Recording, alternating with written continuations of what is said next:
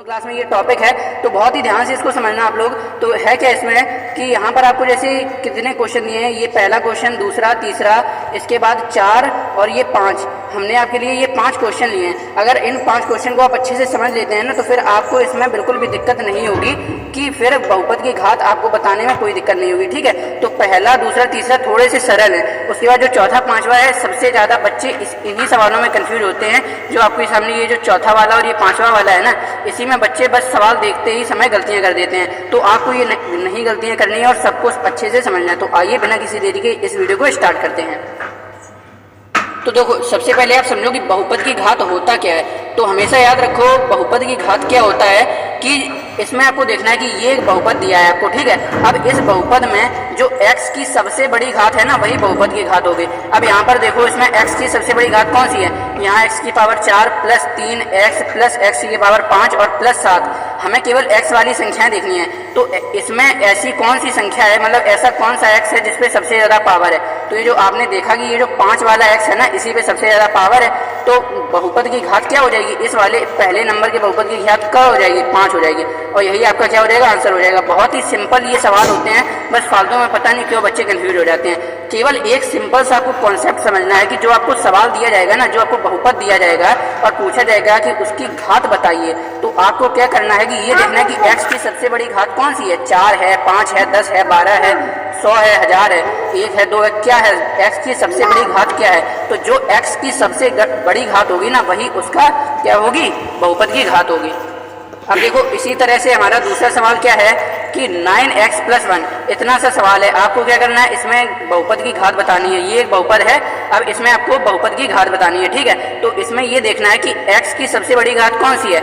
इसके साथ x लगा नहीं है, इसके साथ x लगा है, और कहीं आपको x दिख नहीं रहा है। हमेशा याद रखिए कि कोई भी ऐसी संख्या हो जिसके साथ x ना लगा हो, तो उसके साथ क्या होता है कि x लगा होता है, बस आप लोग देखते नहीं है। क्यों? जैसे कि 1 लिखा है तो इसके साथ x लगा होता है, 1x। लेकिन आप कहोगे 1x अगर होगा तब तो इसका मान अलग हो जाएगा। लेकिन अब यहाँ पर केवल 1 लिखा है तो 1 के जो x है ना, इसके ऊपर घात जो होती है वो 0 होती है। लेकिन x तो होता है ना यहाँ पर, तो x के ऊपर घात 0, मतलब किसी भी संख्या की घात 0 हो तो वो संख्या क्या होती है? 1 होती है। तो अब यहाँ 1 पहले से ही लिखा था, 1 और x के बीच में क्या होता है? गुणा होता है, तो गुणा लगा देंगे। अब x की पावर 0 यानी कि 1 ही आएगा। किसी भी संख्या की पावर 0 1, अब 1 का 1 से गुणा करेंगे तो 1 ही आएगा। तो ये देखिए, ऐसे ही इसके साथ भी x छुपा रहता है। तो यहाँ केवल 1 लिखा है, मतलब इसमें क्या है? x की पावर 0 है, और इसमें x लिखा है। तो जब x केवल लिखा होता है तो इसके ऊपर 1 पावर होती है। अब यहाँ 0 है, यहाँ 1 है, तो आप खुद ही समझ लीजिए कि 0 बड़ा है या 1 बड़ा है। ऑब्वियसली बात है कि 1 बड़ा है, तो 1 ये जो होगी ना, यही इस बहुपद की क्या होगी? घात होगी। यही हमारा फाइनल आंसर होगा।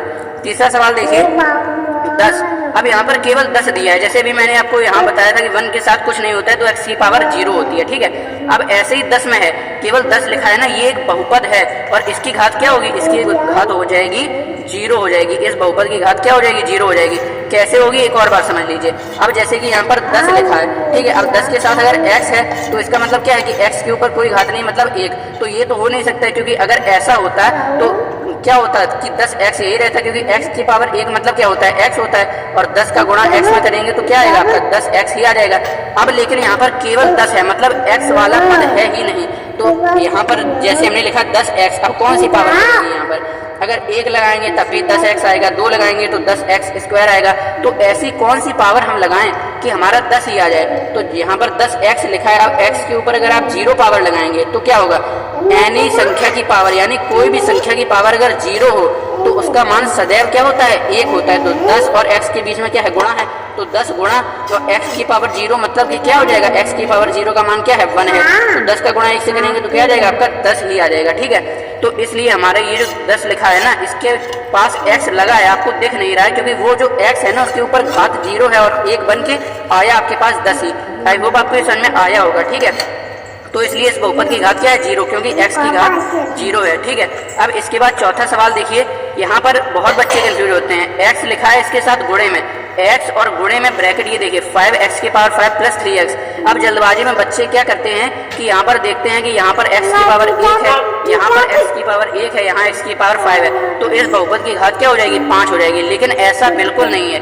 आपको सबसे पहले क्या करना होगा कि जो x इसके साथ गुणे में लिखा है ना, इसको सॉल्व करना होगा। मतलब इसका गुणा पहले इस ब्रैकेट के अंदर कराइए, और उसके बाद जब ये इस तरह पूरा बन जाए ना, जब उसके बीच में कोई गुणा ना हो, प्लस या माइनस हो, तब इसके बाद हमें देखनी है कि इसमें सबसे बड़ी घात क्या है। लेकिन बच्चे जल्दबाजी में क्या करते हैं कि यहाँ देखा, यहाँ एक पावर है, यहाँ एक पावर है, यहाँ 5 है, तो सबसे बड़ी पावर क्या है, 5 है, तो वो डायरेक्ट इसकी घात ये लिख देते हैं। अब देखो ऐसे जो सवाल थे जो पहले थे, इनमें कोई गुणा उड़ा नहीं था, तो इसमें क्या था कि इसमें जो x की पावर सबसे बड़ी है ना, उसी को हम क्या कर रहे थे कि उसकी बहुपद की घात लिख रहे थे। लेकिन यहाँ पर हालांकि x की पावर 5 सबसे बड़ी है, लेकिन अभी ये किसी के साथ गुणे में है, तो जब तक गुणे में होता है तब तक हम नहीं बता सकते हैं, तो पहले उस गुणे को सॉल्व करना पड़ता है। तो अब देखिए इस गुणे को सॉल्व करेंगे तो क्या होगा, x का इसके भी साथ गुणा होगा और x का इसके भी साथ गुणा होगा। तो x का जब 5x की पावर 5 के साथ गुणा होगा तो क्या आ जाएगा, 5x की पावर 6, क्योंकि यहाँ पर x की पावर 5 है, यहाँ x की पावर 1 है, तो समान आधार हो और गुणा हो रहा हो तो घातें जुड़ जाती हैं, तो 5 और x की पावर 5 और 1 6 हो जाएगी। ठीक है, इसके बाद x का इसमें करेंगे तो क्या आएगा, +3, और इसके बाद x की पावर 1 यहाँ है और 1 यहाँ है, तो x की पावर कितनी हो जाएगी, 1 1 मिलकर हो जाएगी 2। मतलब इसमें नॉर्मल गुणा करना है, जैसे आप बीजीय व्यंजक का जो गुणा करते हैं ना, वैसे ही गुणा करना है, आपको बताने की जरूरत नहीं है, क्योंकि 9th 10th में अगर आप आए हैं तो आपको ये तो आता ही होगा। ठीक है, तो इसका गुणा आपको करना है। तो अब जब सॉल्व हो गया तो अब क्या आया, यहाँ पर x की पावर 2 है और यहाँ पर x की पावर 6 है, तो क्या बड़ा है, 2 बड़ा है या 6 बड़ा है, 6 बड़ा है ना, तो इसलिए इसकी जो बहुपद की घात होगी ये 6 होगी और यही आपका आंसर हो जाएगा। और जल्दबाजी में बच्चे क्या करते हैं कि इस 5 को घात बता देते हैं, ये गलत है, पहले आपको सॉल्व करना है। ठीक है, अगला सवाल एक और देख लीजिए, इसी की तरह के है, तो x - 1 और इसके बाद गुणे में लिखा है x² + 2x। इसमें भी सबसे पहले क्या करेंगे, यहाँ पर 2 दिख तो रही है लेकिन ये इसकी घात नहीं होगी जब तक हम इसको पूरा सॉल्व नहीं करेंगे, क्योंकि इसके बीच में क्या है, गुणे है, तो गुणे को पहले हमें सॉल्व करना पड़ेगा। ठीक है, तो अब चलिए अब इसका और इसका दोनों का गुणा करा लेते हैं। तो x का जब x² के साथ होगा तो क्या आ जाएगा, x³ आ जाएगा।